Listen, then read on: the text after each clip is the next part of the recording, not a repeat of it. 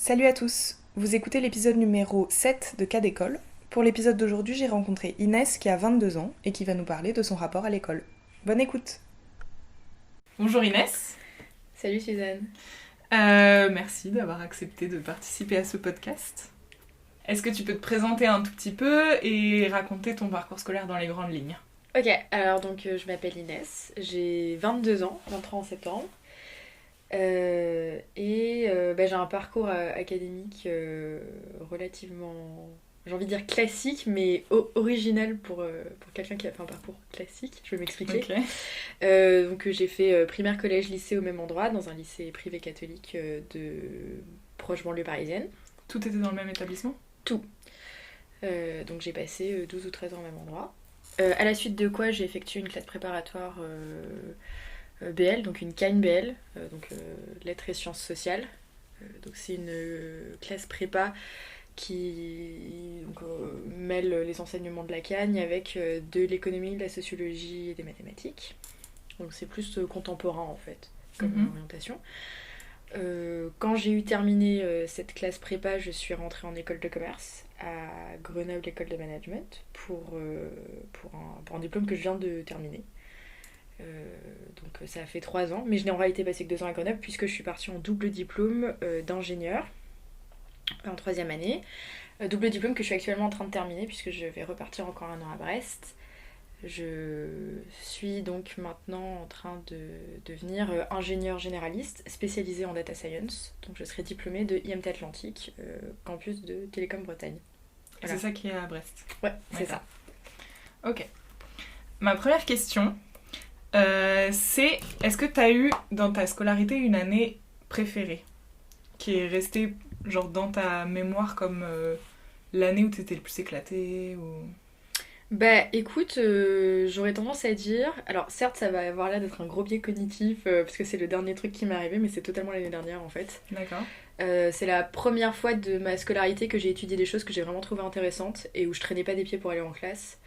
Donc c'était vraiment très génial. Sur le plan académique, j'étais extrêmement stimulée, j'ai beaucoup aimé mes camarades, j'ai beaucoup aimé l'ambiance. C'était à la fois intéressant et studieux, mais en même temps, genre, on faisait, comme c'est un campus de grande école, donc tu peux voir du monde tout le temps. T'es au bord de la mer, tu fais tout le temps la fête si t'as envie, mais t'es pas en train de mourir d'ennui en classe non plus. Donc, puis j'ai rencontré des gens vraiment de très grande qualité. Donc c'est totalement mon année préférée en fait. D'accord. Totalement. Et est-ce que t'as eu une année la moins préférée que t'as détestée? Je dirais que c'était la seconde. Ok. Parce que j'avais été peu stratège, j'avais choisi une option italien qui avait l'air très sympathique, mais en fait je connaissais personne dans la classe et j'ai quasiment pas réussi à me faire d'amis en fait. Parce que ta classe de seconde était constituée des gens qui faisaient italien? Voilà, c'est ça. Et en fait, je me suis retrouvée sans copine, sans copain, rien. Et j'ai vraiment pas réussi à me faire de potes pendant cette année-là. Du coup, c'était un peu dur, c'était pas terrible. Enfin, du coup, j'avais plein d'amis en dehors. Enfin, tu vois, ma meilleure amie Agathe était de l'autre côté du couloir. J'étais pas toute seule. Mais du coup, comme ambiance, c'était un peu pesant parfois. Et c'était important pour toi d'être entourée ouais, carrément. Au sein de l'établissement? Ouais, oui, bien sûr. La composante sociale était vraiment importante pour moi. Puis par ailleurs, du coup, en fait, j'étais pas très motivée, je bossais pas trop. Du coup, je pense que c'est une des années où mes résultats ont été les plus médiocres, je dirais. Ok. Et ça a contribué à... En fait, il y a eu un parallèle entre la médiocrité de tes résultats et la médiocrité de la qualité de ton temps passé. Peut-être, je sais pas. Enfin, je l'ai pas ressenti comme ça sur le moment, mais le fait est que j'étais un peu chafouin, quoi. J'avais pas très envie d'y aller, j'étais un peu molle. Du coup, je pense que si j'avais été plus dans un état d'esprit plus positif et plus productif, j'aurais probablement fait des choses plus sympas. Ouais. Après, rien de dramatique non plus.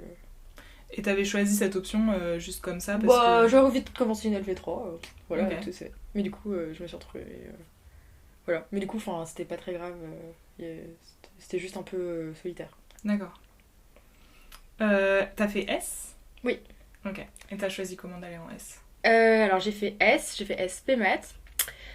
Comment j'ai choisi? De façon très simple. Depuis que j'étais petite, on me disait que j'allais aller en S. Donc j'ai fini par aller en S. En fait, j'avais un parcours... j'avais un bulletin très équilibré. D'où le fait que d'ailleurs je suis partie en BL après, parce que c'est une prépa où il faut être très équilibré.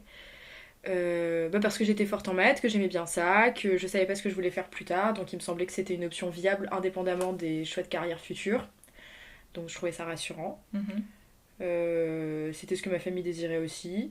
Et comme moi, j'avais pas une volonté définie, j'avais pas un objectif qui me poussait pas, enfin me poussait à choisir une autre voie, je me suis un peu laissée porter.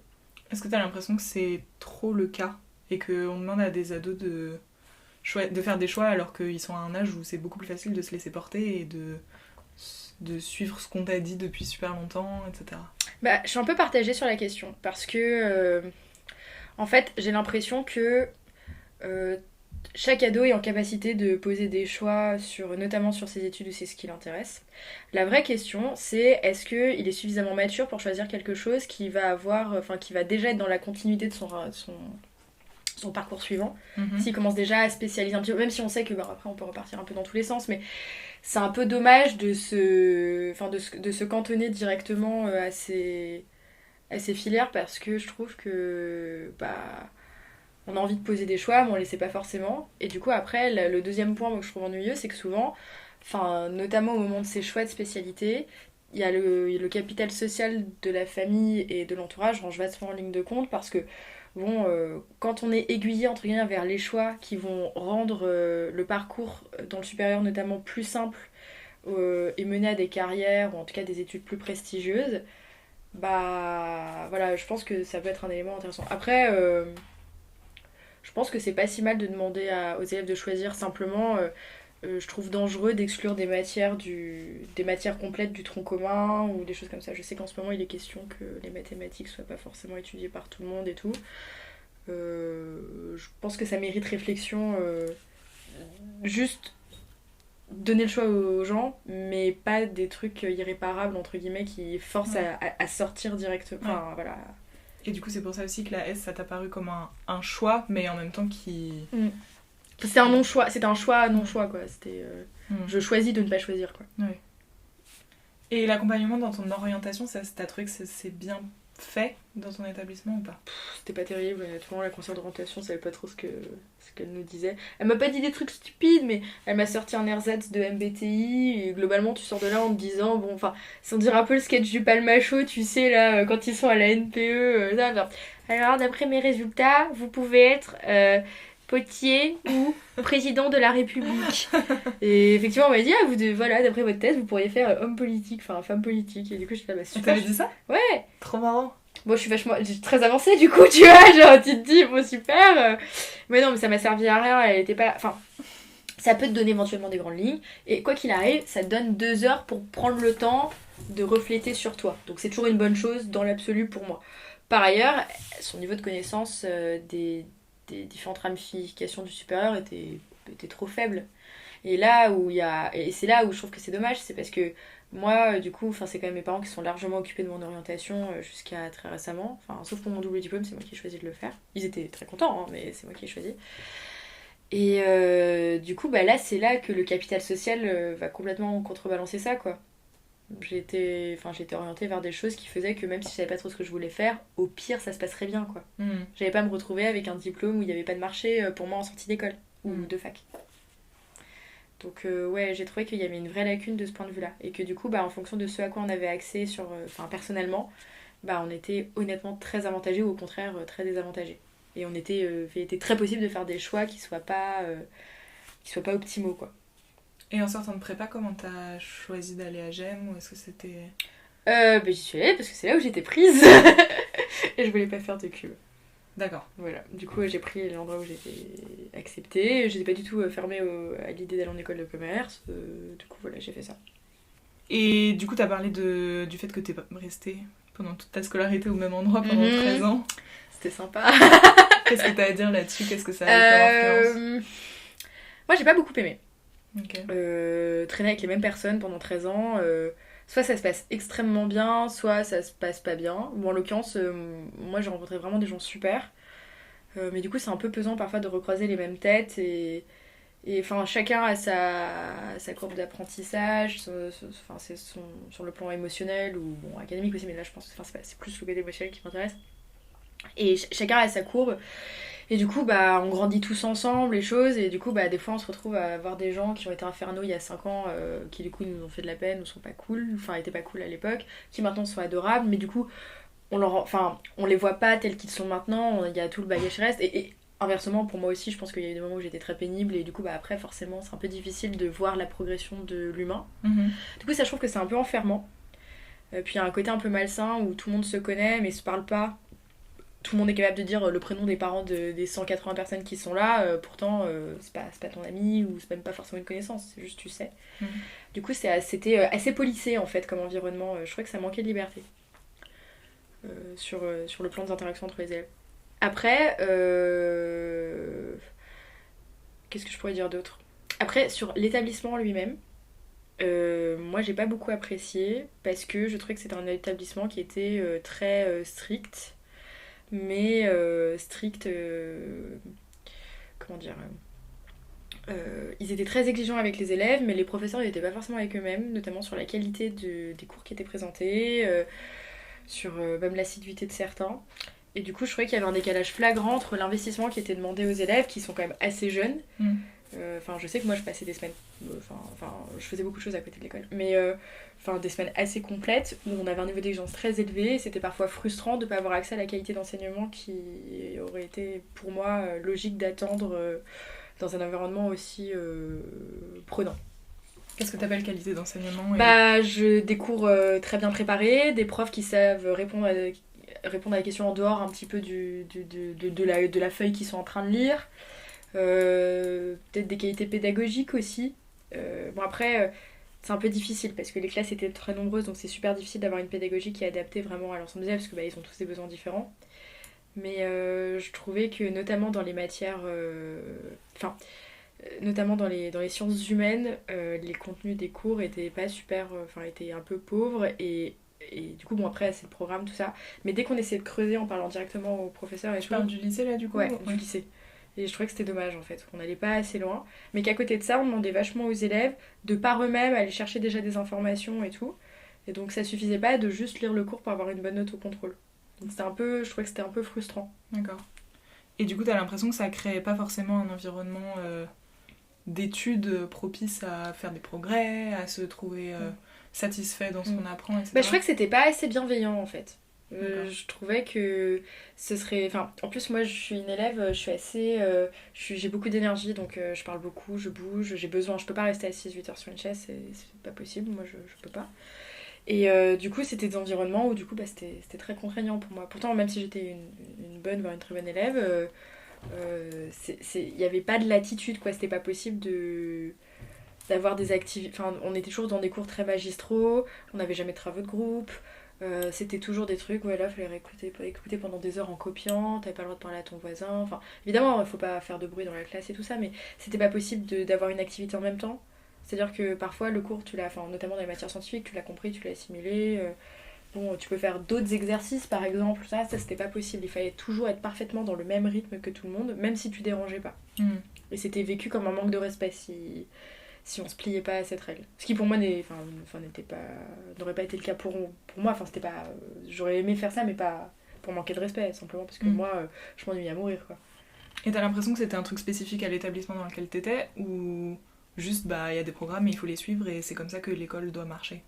Ça, c'est une bonne question. Parce que j'ai l'impression qu'il y a clairement la question du programme qui est genre incompressible. Après, je pense que même les directives qui sont données aux enseignants vont pas dans le sens de flexibiliser l'offre d'apprentissage ou même de demander aux élèves d'être plus autonomes, des classes inversées, des choses comme ça. C'est pas possible, le lycée c'est très compliqué. Les classes sont trop grosses en plus pour faire des choses comme ça vraiment bien. Donc il y a clairement la question du programme. Après, eux, ils étaient exceptionnellement stricts sur des conneries, des mesures parfois juste vexatoires en fait, et qui du coup pourrissaient un peu l'ambiance. Je me souviens de mon prof de maths, qui était donc aussi le directeur du lycée, qui le matin à 8h ramassait les carnets des gens en retard à 8h01, devant la porte de l'établissement pour que tout le monde se fasse coller, sachant que moi, à 8h, j'étais censée avoir cours avec lui 3 étages au-dessus, donc fatalement il arrivait lui-même 20 minutes en retard, voilà. Donc, enfin voilà, c'était des trucs comme ça, qui du coup, à l'époque, comme j'étais un peu jeune, qui moi me frustraient beaucoup, alors qu'en réalité, c'est rien. Mais c'est bizarre qu'un prof soit principal du même établissement. Enfin, moi, c'était pas... Si, c'est en fait, il cumulait, enfin à l'époque, il faisait la classe de terminale S et de l'SP Maths. Ça devait lui faire, je crois, peut-être 8 ou 9 heures de cours. Et en fait, en plus de ça, Ok. il était directeur adjoint, il faisait les premières et les terminales, ok. il était pas directeur. D'accord. Ah, j'ai jamais vu ça. Bah, chez nous, c'était comme ça, souvent, il continuait à enseigner. Et le fait que ce soit un établissement où les gens restent pendant super longtemps comme ça et y grandissent, est-ce qu'il y avait un dialogue qui s'instaurait entre les différentes générations, les gens des classes au-dessus de toi, en dessous de toi, etc. Bien, paradoxalement, j'ai envie de dire non, alors que moi, oui, je parlais beaucoup aux autres. Ok. Parce qu'en fait, naturellement, ça se trouvait pas trop, en fait. On parlait pas trop, en fait, d'une classe d'âge à l'autre, on parlait honnêtement pas du tout. Intra-classe d'âge, bah, il y avait une sociabilité qui était en fait très, très codifiée, en fait, paradoxalement. Mhm. Voilà, qui était très. Les groupes étaient très clairement identifiables, tout le monde était replaçable dans l'espace social. Euh, non, on parlait pas trop. Alors, moi, du coup, par hasard, avec mes potes, on avait rencontré des gens qui avaient 2 ans de plus. Du coup, en fait, on faisait tout le temps des soirées avec eux. Voilà, on leur parlait tout le temps. Et voilà, enfin, c'était nos amis, quoi. Et qui étaient dans le même établissement Oui. aussi. Qui étaient dans le même établissement. Du coup, on leur parlait tout le temps. Et même, du coup, quand eux ont quitté l'établissement parce qu'ils avaient 2 ans de plus, on a continué à les voir et tout ça. Donc, ouais, on pouvait leur demander plein de conseils. Juste, bah, enfin, après, vivre notre vie, voilà, être des jeunes. Des ados, je sais pas comment on dit, j'ai l'impression d'être à la messe, tu sais, quand je dis genre les jeunes.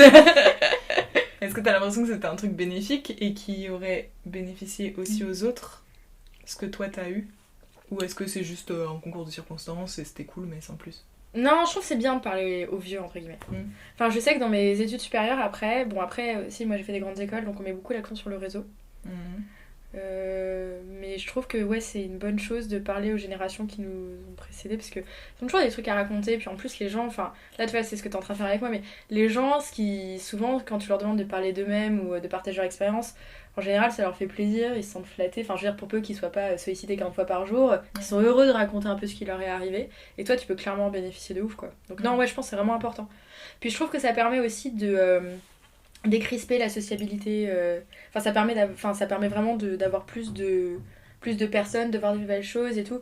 Parce que c'est con quand même, mais bon, quand tu passes 12-13 ans avec les mêmes 150-200 personnes, bon, il y a un moment, des fois, t'as l'impression d'être arrivé au bout de ce que vous pouvez vivre. Alors qu'en tant qu'humain, tout le monde est en pleine croissance. Mais le cadre fait que les choses peuvent rester un peu figées. Et spécifiquement à l'adolescence, du coup, d'avoir des modèles de gens plus âgés que toi. C'est cool, ouais. C'est cool, franchement, c'est cool. Puis ça permet de voir des nouvelles choses. Moi, je sais que. Enfin, j'aurais probablement pas choisi ma BL si j'avais pas discuté avec les gens qui étaient dans ma classe, au-dessus, tout ça, qui connaissaient déjà un peu. Enfin, ça m'a pas mal aidé parce que sinon j'aurais juste suivi ce que me disaient mes parents et j'aurais juste fait une prépa HEC classique. D'accord. Et le fait que ce soit tout dans le même établissement, est-ce que t'as eu l'impression que du coup toutes tes années où t'y étais, donc je sais pas, de la primaire... Même en fait de la grande maternelle. Ok. Et jusqu'au bac Ouais. Est-ce que tu l'as vécu comme quelque chose d'hyper homogène ou est-ce qu'il y a eu quand même des grosses variations d'année à année De quelle nature? Tout, dans tes relations avec les élèves et dans ta relation avec le travail et... Alors, il y avait... point de vue relation entre les élèves, ça a beaucoup évolué. Il y avait quand même des gens qui rentraient et qui sortaient. Enfin, les promos se sont un peu agrandis aussi au fur et à mesure. Du coup, ça faisait un peu des nouvelles têtes. Mais du coup, je dirais que c'était pas entièrement homogène du point de vue des relations. Après, les mécanismes sociaux étaient quand même un peu toujours les mêmes, j'ai trouvé. Enfin, t'avais toujours des groupes qui étaient plus ou moins soudés, qui discutaient plus ou moins avec d'autres. Et ça, c'était assez dans le dur en fait. Du point de vue de la relation au travail, j'ai paradoxalement trouvé ça assez homogène. J'ai trouvé qu'on avait peu de latitude du début jusqu'à la fin. Et peut-être que du coup, on nous donnait plus de largeur, mais c'était toujours très inférieur à ce que moi j'attendais proportionnellement à mon âge. Tu veux dire d'année en année, c'était de plus en plus... Mais ça restait inférieur à ce que moi ce que j'aurais voulu. Du coup, ouais, les méthodes pédagogiques étaient quand même très strictes, très carrées, pas très novatrices et pas super centrées sur l'humain, quoi. Parce que quand t'étais bon, mais quand t'étais mauvais, on venait pas forcément te donner... on venait pas forcément te venir te chercher, en fait. Du coup, c'était un peu paradoxal parce que si tu rentrais pas parfaitement dans le moule, bah t'avais pas forcément des gens qui venaient te repêcher, quoi. Pourquoi tu dis paradoxal? Bah, parce qu'en gros, moi je dis ça parce que, en fait, comme j'avais des bonnes notes, j'ai toujours été tranquille. Pour autant, je rentrais pas très bien dans le moule et j'ai quand même eu plein de problèmes. J'avais beaucoup de colle à cause des retards ou des cols disciplinaires parce que j'avais tendance à répondre et tout. Donc, même moi qui avais des bonnes notes, j'étais emmerdée. Mais en fait, quand t'avais des mauvaises notes, t'étais emmerdée aussi. Donc, si tu rentrais pas exactement dans ce qu'ils attendaient, t'étais assez sévèrement puni. T'étais pas dans le dialogue en fait, du tout. Et du coup, je vais te poser la même question que tout à l'heure. Est-ce que tu penses que c'est un truc vraiment spécifique à cet établissement? Ou est-ce que l'attente hyper spécifique de il faut à la fois avoir des bonnes notes et à la fois dire oui à tout ce qu'on te dit et ne jamais répondre, etc. C'est un truc général à ce qu'on attend de tous les adolescents Bah, j'ai l'impression que dans notre système scolaire, notamment français, qui est quand même assez policé, c'est quand même plutôt ce qu'on attend.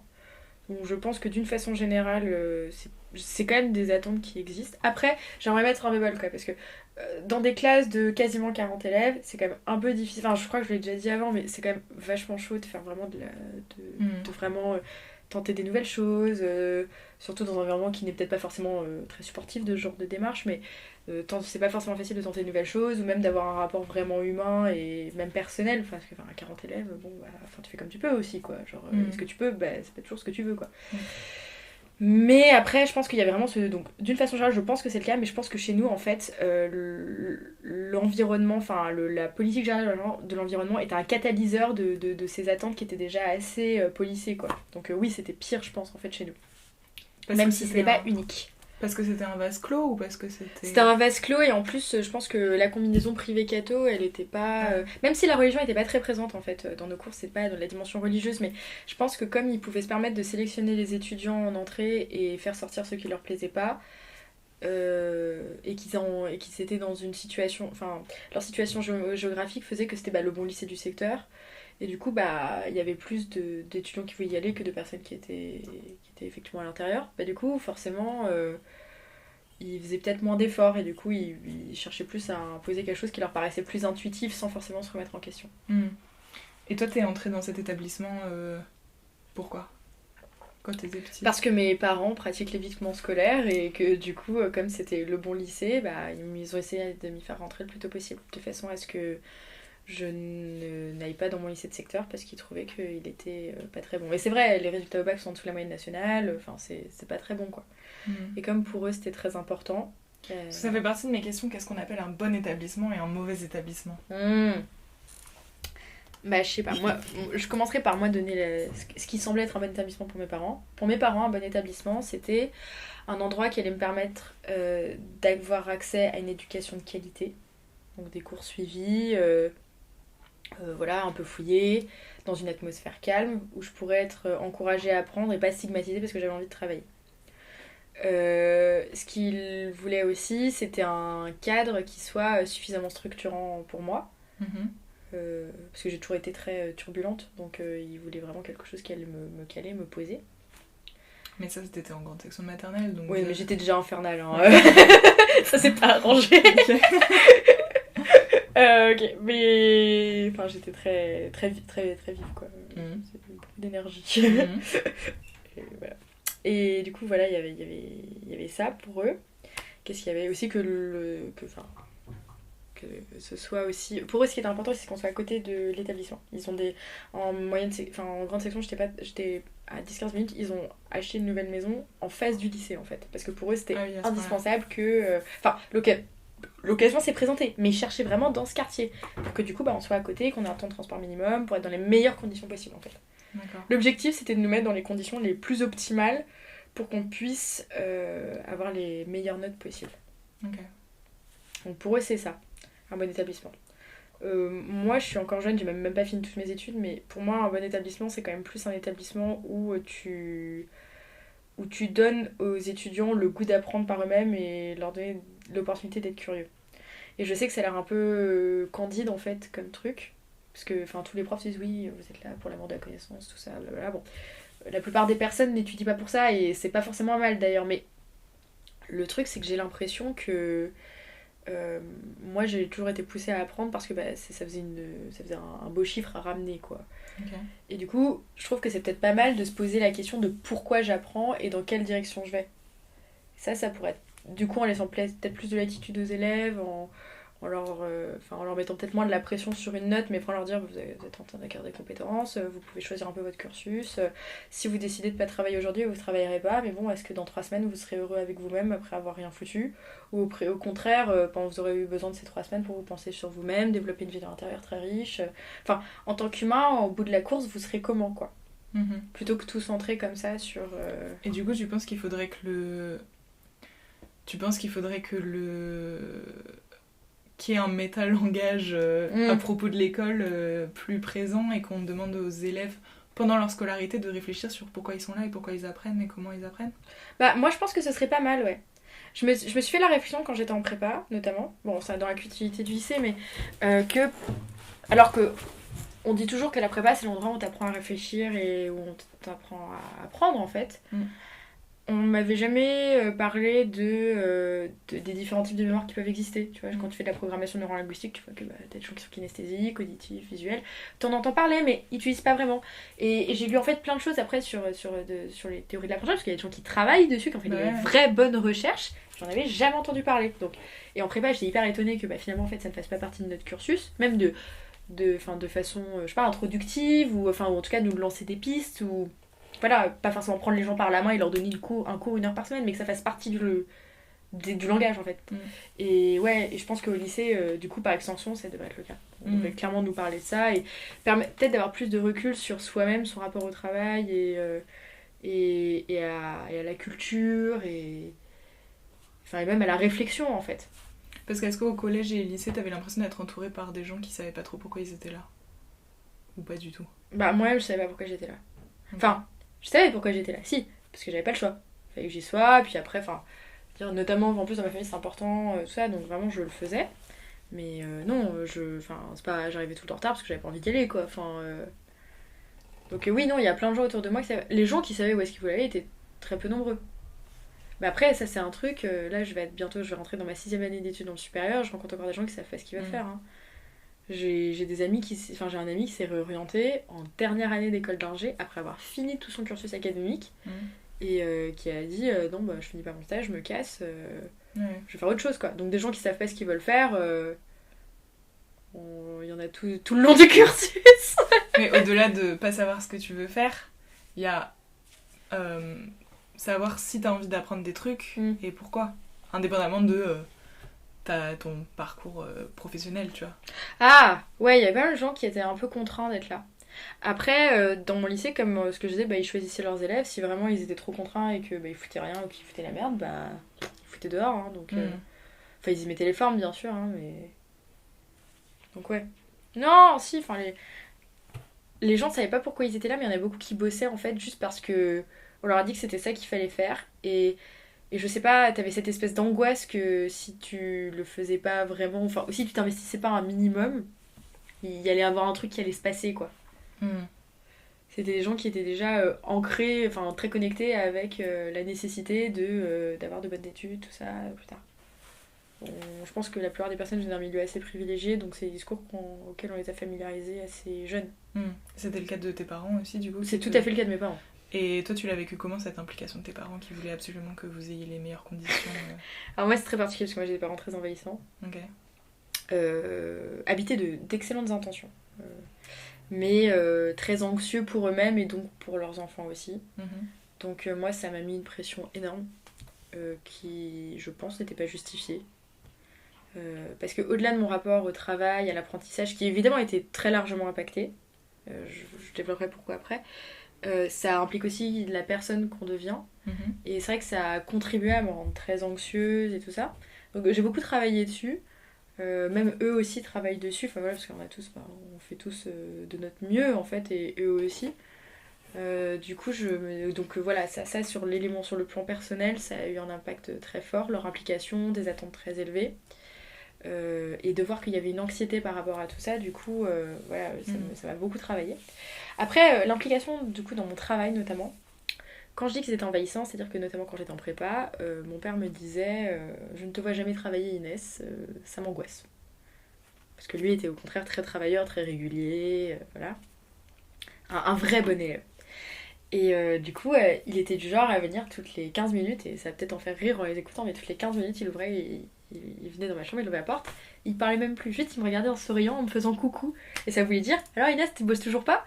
Et c'était pas méchant en fait, c'était hey, bonjour, bonjour, bonjour, bonjour, bonjour, bonjour, bonjour, bonjour, en se disant bah si je force suffisamment, elle va finir par s'y mettre. Ok. Donc évidemment, ça a créé, enfin bon, ça c'est un exemple, mais bref, ça a créé un certain nombre de frustrations et du coup en fait de réticences qui ont fait que du coup je me suis pas pleinement investie dans mes études jusqu'à, je dirais, il y a 1 ou 2 ans. D'accord. Parce que j'avais systématiquement, enfin je savais qu'il fallait que je le fasse, que si je le faisais pas, j'avais l'impression qu'une grande catastrophe allait arriver, mais j'avais pas envie de le faire, parce que j'avais pas envie de le faire, j'avais l'impression d'être sous la contrainte en fait, et du coup j'étais toujours en contraction quoi. Mais je pense que moi c'est un cas un peu particulier. Mais certes, mais est-ce que tu penses que l'institution peut un peu contrebalancer ce genre de situation personnelle particulière en apportant un... Ouais, je pense que dans le discours en vrai il y aurait beaucoup de choses à faire. Le rapport aux notes, tout ça, il est quand même vraiment particulier.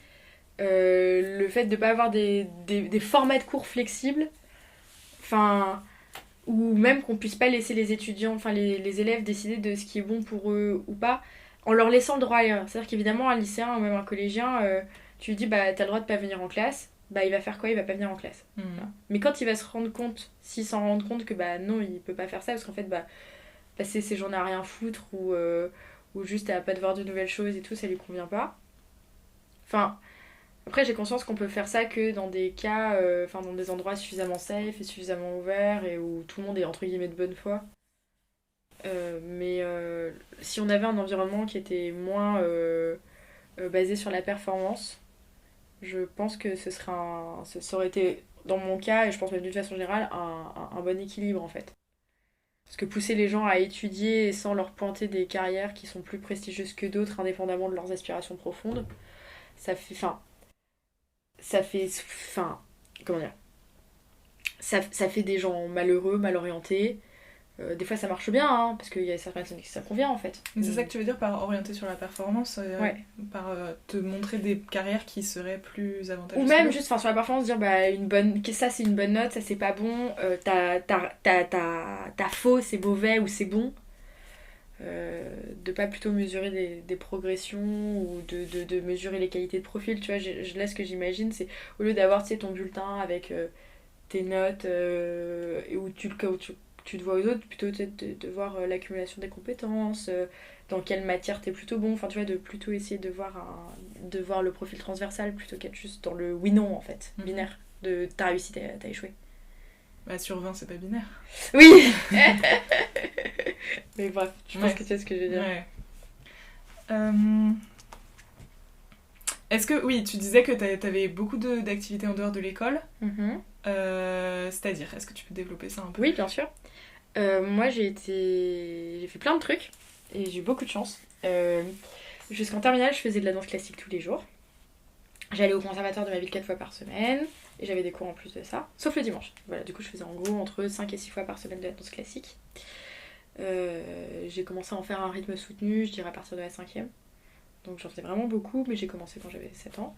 En plus de ça, à partir de 7 ans, j'ai commencé le piano, donc j'en faisais 2 fois par semaine. Donc si tu comptes bien, il y a des jours où j'avais piano et danse le même soir ou le même après-midi.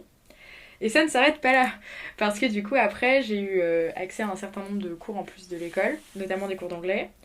Donc j'allais au British Council à Paris à partir de la seconde. Non, troisième. À partir de la troisième, j'ai eu droit à des cours particuliers d'anglais avec des natifs, du coup je parlais tout le temps, du coup maintenant je parle très bien anglais. Et voilà, donc j'avais tout ça. Quand j'étais en première, j'ai voulu préparer Sciences Po, du coup ça me prenait un temps considérable, ça faisait 4 heures par semaine.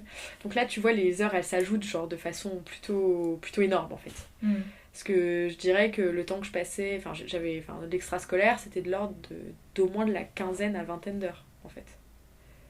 Et pour toi, c'était un truc positif parce que t'avais énormément d'énergie ou est-ce que c'était quelque chose qui était lourd à porter? Bah, disons que si j'avais pas trouvé ça. Enfin, comment dire, c'est tellement. Là, ce que je décris, en fait, maintenant que j'en parle, même quand je dis le chiffre, en fait, je me dis putain, c'est énorme. Mais en fait, si j'avais pas eu l'énergie et le goût de ça, de toute façon, j'aurais pas pu tenir. En fait, physiquement, si t'as pas envie de le faire, tu peux pas faire ça, en fait, c'est trop. Du coup, non, moi j'ai beaucoup d'énergie, j'avais besoin d'être canalisée, j'ai besoin de sport, en fait, de façon quotidienne. Enfin, ça, c'est un truc que j'ai appris en apprenant à me connaître. Je sais que par exemple, j'ai arrêté le sport pendant la prépa, c'est une grosse erreur. J'ai vu que ça affectait considérablement mon humeur, mon niveau d'énergie, paradoxalement. Donc, ouais, non, j'en avais vraiment besoin. Après, la dimension sportive. Éventuellement, la dimension cours extrascolaire pour l'anglais, c'était bien. Après, on m'a poussé toujours à travailler plus, à prendre des cours en plus, alors quand c'était pas forcément nécessaire. Le piano, en revanche, on m'a totalement forcé à en faire. Donc ça c'était horrible en fait. Maintenant j'ai du mal même à toucher un clavier alors que j'en ai fait pendant 10 ans et que j'avais un niveau honnêtement bon. Enfin moi je le qualifierais de bon. Alors qu'en fait tous les vendredis je sortais de là crispée, en colère, au bord des larmes. Enfin vraiment c'était n'importe quoi et ça a duré pendant des années et des années mais il fallait continuer donc j'avais pas le choix. Donc ça on m'a forcé à le faire et ça j'aurais bien arrêté. Le reste en revanche c'était cool, vraiment c'était super. D'accord. Et ça se passait comment justement le piano c'était genre un cours particulier avec un seul Ouais, prof, en fait seul prof c'était absurde. J'avais mon cours particulier le vendredi, ça durait donc les dernières années, avant au début c'était 1 heure et demie, ensuite c'était 2 heures en fait après à la fin. Okay. Donc c'était très long. Moi mon niveau d'attention il est pas sur 2 heures très clairement. Surtout quand c'était très stressant parce que bah, du coup je me crispais et enfin bref ça n'avait pas du tout. Enfin moi en tout cas je le vivais mal. Et j'avais un autre cours avec une autre prof du coup qui était un peu plus détente, qui me permettait de préparer un peu ce cours du vendredi ou juste de faire des morceaux qui moi me plaisaient vraiment sans être dans des grands trucs classiques très, très polissés. D'accord. Et le fait d'être avec quelqu'un tout seul, etc. et d'être un peu, pas redevable, mais de devoir présenter quelque chose à quelqu'un chaque semaine, tu le vivais comment ? Je trouvais ça super stressant. Surtout que ce que j'accomplissais en piano était très en dessous des... Enfin, très en dessous. J'exagère, mais c'était en dessous des attentes de ma prof souvent. Donc c'était une situation vraiment stressante. Parce que les attentes de ta prof étaient fixes. Ouais, très fixes et peu flexibles. Et enfin, si t'avais pas travaillé tous les jours, elle le voyait tout de suite et c'était un problème. Et si t'avais pas assez avancé, ça n'allait pas. Enfin, t'avais une obligation de résultat qui était forte. Ok. Voilà, on était encore sur de la performance, très clairement. Et ça se répercutait aussi sur ton rapport à l'apprentissage en général ? Ou est-ce que tu voyais ça comme un truc annexe vraiment à l'école ? C'était plus l'emmerde d'à côté, tu sais. Ouais. C'était oh putain, il y a ça, bon bah j'attends que ça passe quoi. Et du point de vue de la discipline et de la rigueur, qui est aussi un truc hyper présent dans la danse, est-ce que ça a impacté à la fois ta façon d'être en tant que personne, mais aussi ta façon d'apprendre la régularité, d'apprendre à te forcer à faire des trucs même quand t'as pas envie, etc. Oui, très clairement. Pourtant, moi, je suis pas du tout d'une nature très rigoureuse. C'est plutôt le contraire, j'aime bien avoir beaucoup de flexibilité. Enfin, je pense que ça s'entend en fait depuis le début de ce que je dis. J'aime bien avoir de l'espace pour faire mon truc et tout. Mais ça, je m'y suis tenue pendant des années et des années. Et oui, non, ça c'est excellent. Enfin, pour moi, ça a été très très bien parce que comme en plus c'était un truc sportif, du coup, enfin moi j'aime vraiment beaucoup bouger et tout. Du coup, c'était vraiment bien, ça a allié ce côté de décharge dont j'avais besoin, un côté artistique en plus qui permettait de m'exprimer et la régularité, cet apprentissage de la rigueur. Non, c'était super parce que t'avais donc la régularité de la danse. Si de toute façon, si tu y vas pas au moins 2 ou 3 fois par semaine, t'accomplis rien. De toute façon, tu progresses pas. Et en sport comme ailleurs, enfin, j'arrête pas de dire que la danse est un sport, hein, bien sûr, mais je sais que c'est aussi un art. Enfin, avant tout, même en art. La discipline, enfin, je crois que on dit que c'est un art qui nécessite une condition sportive de haut niveau quand on le pratique à un niveau professionnel. Du coup, ça c'était super bien d'avoir cette régularité. Et même en tant que discipline, la danse c'est un truc qui est hyper précis, qui demande d'avoir une connaissance très fine de son corps et où le mouvement est vraiment très très étudié.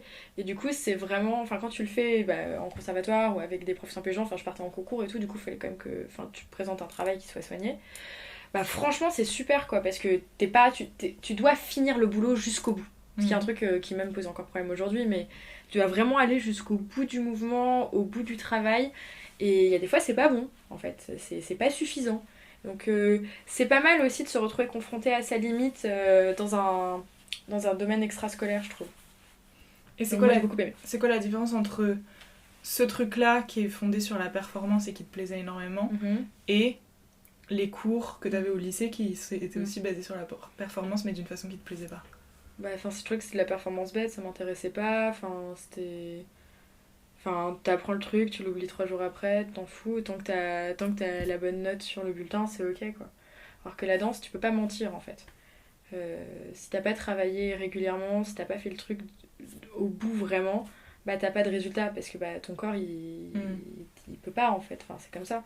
Alors que au lycée notamment, le niveau de ce qui t'est demandé est bon, parfois difficile, mais tu peux tout à fait, la veille pour le lendemain, rattraper le coup et avoir quand même des très bonnes notes. Enfin, c'est encore possible. Ouais. C'est plus le cas après dans les études supérieures. Enfin, pour moi en tout cas. Moi, ma limite a été là. Alors qu'en danse, non, c'était pas le cas. Et puis surtout, lycée, enfin voilà, je trouvais que c'était pas stimulant en fait. Vraiment pas du tout, quoi. Genre, c'était chiant, quoi. Enfin, tu le faisais, enfin, tu te prêtais à l'exercice, quoi. Et c'était le cas dans toutes les matières ou... C'était moins le cas Enfin, j'aimais bien les maths, j'aimais beaucoup les maths. Et j'aimais bien surtout... En terminale, j'adorais la philo. Ça, c'était super. On avait une prof exceptionnelle qui nous a fait un truc très cadré, très, très bien. Enfin, vraiment, ça m'a donné une image de la philosophie pour la suite de mes études vraiment exceptionnelle. Donc là, oui, c'était bien. Et j'aimais bien l'histoire aussi. Et un peu la littérature aussi. Voilà. Et du coup, ça allait. Enfin, mais ça dépendait des profs, ça dépendait de l'approche qu'ils avaient dans leur matière. Donc, mais je dirais maths philo, globalement, c'était ça. Ça, je me suis pas sentie ennuyée, mais le reste... Et ça veut pas dire que la difficulté dans les mêmes n'est pas complète, c'est juste que moi, ça me correspondait pas spécialement, et qu'en plus, bon, je trouvais que c'est toujours... Des classes de 40, c'est toujours lent, ça met toujours du temps, tu peux pas poser tes questions tout de suite, du coup, tu as une interrogation où tu as déjà trouvé la réponse, bon, bah, tu sais qu'on va y répondre 20 minutes plus tard, et pendant ces 20 minutes, bah, tu peux pas faire autre chose, t'es obligé d'attendre patiemment que le truc se déroule, et tu finis par décrocher, et au moment où, en fait, ils vont dire l'information dont t'as besoin, bah, t'es déjà plus là depuis un quart d'heure, du coup, bah, tu iras la récupérer plus tard, quoi. Donc c'est pas optimal de mon point de vue. Pour moi. Est-ce qu'il y a un prof dans ta scolarité qui t'a particulièrement marqué et pourquoi? Ou des profs, mais... Oui, il y a Ouais. des qui m'ont marqué, bien sûr. La personne qui m'a le plus marqué... j'ai pas eu de prof avec qui... Enfin si, peut-être quand j'étais... Enfin si, il y a 2 profs à la rigueur qui m'ont peut-être marqué pour 2 raisons différentes. Le premier qui m'est venu à l'esprit tout de suite, je vais te le donner maintenant, c'est mon prof d'hypocagne d'histoire. Ok. C'est probablement le prof le plus brillant que j'ai jamais rencontré. Enfin, proche avec d'autres profs de prépa, parce que honnêtement, enfin, le niveau était quand même... Enfin, la qualité d'enseignement, franchement, était exceptionnelle. Franchement, j'ai été hyper gâtée. Et lui, c'était incroyable. Ses cours étaient super bien ficelés du début jusqu'à la fin. Un puits de science, une bête de travail. Enfin, on était super bien préparés au concours. Ah, franchement, mais le mec m'a scotché en fait. Je me suis dit, enfin, académiquement, c'est le meilleur prof que j'ai jamais eu. Il y a pas de concurrence en fait. Alors concrètement, qu'est-ce que ça veut dire cours bien ficelé? Ça veut dire quoi? Bah, son cours était très structuré, très riche. Le fil directeur, enfin, tu sais, toute la problématisation était super fouillé. Enfin, c'était jamais bateau. Voilà, il s'égarait jamais dans des excursus vagues qui apportaient rien. Donc c'était structuré, c'était riche, c'était original dans les approches. Après, original autant qu'un cours d'hypocagne peut l'être, hein, voilà. Mais c'était original. La qualité de correction des copies était très élevée. Même si tu vois, personnellement, c'était pas mon ami, je lui racontais pas mes week-ends, enfin là, on n'était pas dans ce genre de relation, mais le temps passé sur les copies était vraiment important. T'avais une qualité de correction et donc de marge de progression qui était super importante. Enfin, tu progressais vraiment, quoi. Et donc, il disait que c'était pas bien, et genre, effectivement, moi en l'occurrence, je l'ai pas mal vécu du tout. Mais il y a des gens qui étaient pas contents, ça leur faisait un peu de la peine et tout. Mais en fait, ils étaient pas remis en question gratuitement, ils se retrouvaient pas, tu sais, avec un 4 sur une copie avec marqué passable à côté, où du coup, tu sais pas ce que tu fais, tu vois. C'est pas du tout ça, quoi. Ouais. Non, franchement, du coup, c'était pour moi le meilleur prof à ce point de vue-là. Voilà, donc il m'a marqué parce que pour moi, c'était mon meilleur prof. Et l'autre personne qui m'a marqué, c'est ma prof de CP. Voilà, mais du coup, c'est mon institutrice. Elle a toujours été très gentille avec moi, mais donc j'étais très turbulente, je parlais pas tout le temps, je remuais dans tous les sens. Globalement, je foutais le bordel, mais pas en contestant l'autorité ou en faisant encore quoi. C'est juste que en tant que moi, je prenais beaucoup d'espace. Et jeune, je ne m'en rendais pas compte. Voilà. Et du coup, non, elle a toujours été très bienveillante avec moi, ferme, hein, clairement, mais toujours bienveillante. Donc elle m'a beaucoup marquée pour ça. Et elle s'est toujours enquise de savoir ce que je devenais, tout ça. En plus, comme on était au même endroit, c'était relativement facile, mais elle prenait toujours de mes nouvelles, voilà, tout ça. Donc elle m'a beaucoup marquée. T'as l'impression que c'était important en tant qu'enfant d'avoir un adulte qui s'impliquait un peu dans ta vie Non, pas tellement, j'avais déjà mes parents pour ça à la maison. Mais ça me faisait toujours plaisir, enfin, juste de savoir qu'elle était là, j'étais contente, voilà. C'était sympa, quoi. Est-ce que pendant ton adolescence ou quand t'étais au collège ou au lycée, t'avais un journal intime? Oui, mais pas du tout de façon suivie. Ok. Et est-ce que tu parlais de l'école dedans? Non. Oui, je parlais de l'école, je parlais de ce qui se passait à l'école, mais je parlais pas du fait de travailler. C'était plus sur l'interaction avec les personnes qui m'entouraient. Ok. Et donc, Bah ça en fait partie. ça en fait partie, bien sûr, mais en tout cas, c'était pas de l'école comme institution ou de l'école pour le boulot et tout ça. C'était juste que bah, ta sociabilité, elle est à l'école à 80%, du coup, bah. Ouais. Voilà. Et c'était ça qui te préoccupait majoritairement, ta sociabilité au sein de l'école? Ouais, je crois que c'était ça en fait le vrai challenge. Ouais. Jusqu'à quand t'as eu l'impression que c'était ça le vrai challenge? Je pense que c'est encore le cas aujourd'hui. C'est vrai? Ouais. Je pense que c'est plus. Enfin, c'est tellement beaucoup moins naturel pour moi que les choses académiques que du coup ouais je trouve que c'est ça, enfin c'est pas quelque chose de négatif du tout, mais c'est genre ah je comprends pas trop, tiens c'est marrant ça marche comme ça, enfin maintenant je vais lire des bouquins, des trucs comme ça et c'est trop intéressant en fait je trouve. Les relations entre Je les trouve gens. que le spectacle est dans la rue en fait, clairement.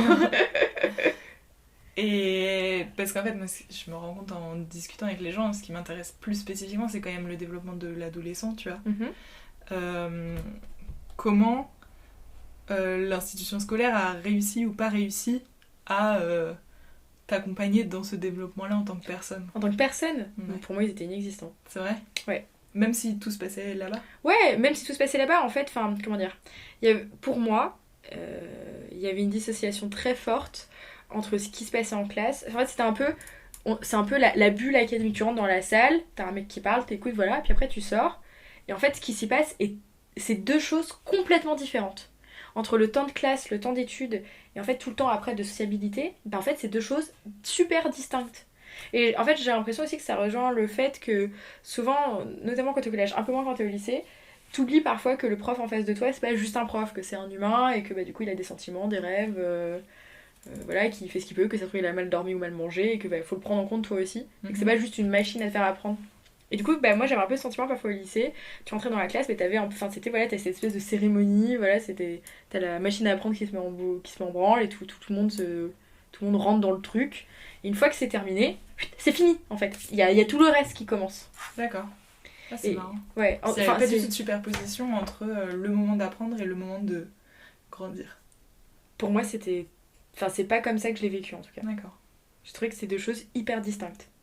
En fait, je le voyais un peu comme la contrainte qu'il faut faire, genre les heures que tu vas devoir mobiliser comme ça. Puis après, une fois que c'est fini, c'est terminé quoi. Dans notre cursus ici, en France, on met pas, on pousse les gens à travailler de façon très individuelle. Okay. Et je trouve que c'est dommage, parce que certes ça apporte beaucoup de choses, on acquiert beaucoup de compétences, mais du coup après ça crée des personnes qui naturellement ont du mal à travailler en équipe. Il y a plein de gens qui sont tout à fait capables de travailler en équipe, qui ont ça, mais si naturellement t'es pas très bon à ça et que t'as du mal à être dans la collaboration, que t'es plus dans la compétition, bah, je pense que ça catalyse plutôt que ça lisse ce genre de problème. D'accord. Je trouve que c'est dommage.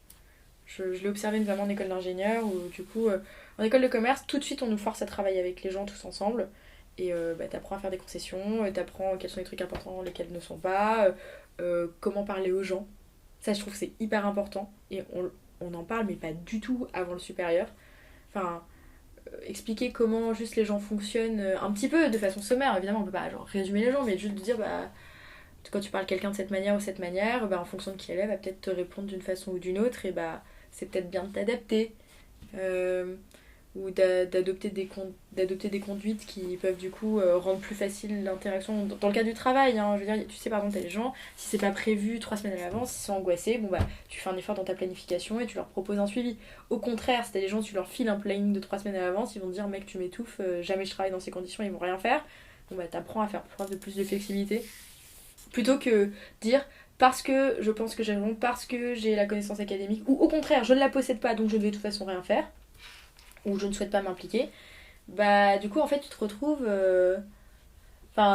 du coup juste à penser à toi, en fait, plutôt qu'à penser à la cohérence du groupe. Et un groupe, c'est absolument pas... Enfin, c'est en de très rares cas la somme de ses individualités, donc la somme stricte. Donc je trouve qu'on parle pas du tout de ce genre de cohésion, alors qu'en fait c'est ultra important et que au boulot ou même dans la vie en général, l'aspect collaboration et l'aspect l'aspect empathie, sympathie est en fait ultra important. Et je dis ça, j'ai l'air d'un bisounours, je suis pas du tout comme ça, hein. Enfin, moi je suis d'un naturel plutôt compétitif, enfin, je pense que ça se sent. Euh, et pourtant, je trouve que c'est ultra important et qu'on n'en parle pas du tout. Donc mon objectif, c'est pas juste de dire il faut être gentil avec tout le monde, se faire des câlins et des bisous, et du coup c'est ça qui va se sortir. Non, c'est pas ça, c'est que il y a des dynamiques, il faut en avoir conscience, il faut savoir les utiliser, rentrer dedans et faire en sorte que tout le monde se sente bien pour pouvoir produire le meilleur de lui-même. De créer un environnement, je sais pas, sécure. Et ça, je trouve que c'est quelque chose qui a été occulté pendant quasiment toute ma scolarité. Et je trouve que c'est hallucinant que ce soit à 22 ans ou 21 que des gens, ça leur tombe sur la tête de dire ah mais en fait je suis pas seule au monde, et notamment quand il s'agit de produire quelque chose. Voilà. Et comment tu penses qu'on peut remédier à ça? Bah, c'est peut-être aller vers un système un peu anglo-saxon où on te force à bosser avec les gens en groupe, tout ça. Ce sera pas une partie de plaisir, hein. C'est toujours parfois pénible, hein, même si à la fin t'as des bons résultats. Mais ouais, plus travailler sur le groupe, je pense que ça serait pas mal déjà. Ouais, je pense que ça pourrait être un premier pas. Après, bon, je vais pas refaire le travail de personnes qui passent des heures à se casser la tête dessus, hein. C'est une piste. Bah, merci beaucoup Inès de ta Merci participation. Suzanne. Merci de m'avoir écoutée. Et merci à toi d'avoir écouté ce podcast. Tous les épisodes sont disponibles sur YouTube et toutes les informations sont en barre de description. On se retrouve dans un mois pour le prochain épisode.